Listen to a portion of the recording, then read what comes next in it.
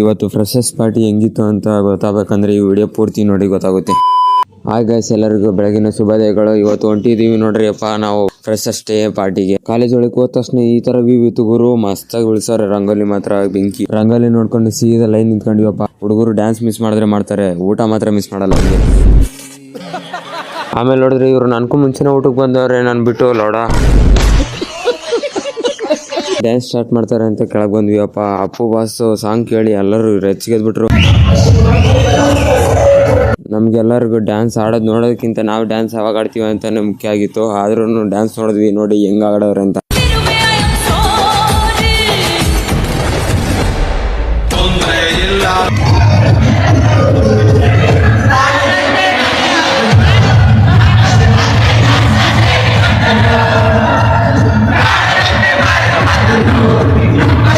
ಅವನವ್ನು ಬೆಂಕಿ ಡ್ಯಾನ್ಸ್ ಆಡಿ ಕಾಲೆಲ್ಲ ನೋವಾಗಿದ್ದು ಸೀದಾ ಬಸ್ ಸ್ಟ್ಯಾಂಡಿಗೆ ಹೋಗಮ್ಮ ಅಂತ ಹೊಂಟಿದ್ವಿ ನೋಡ್ರಿ, ಮನೆಗೆ ಹೋಗೋಣ ಅಂತ. ಇವತ್ತಿಗೆ ಈ ವ್ಲಾಗ್ ಇಲ್ಲಿಗೆ ಮುಗಿಸ್ತಾ ಇದ್ದೀನಿ.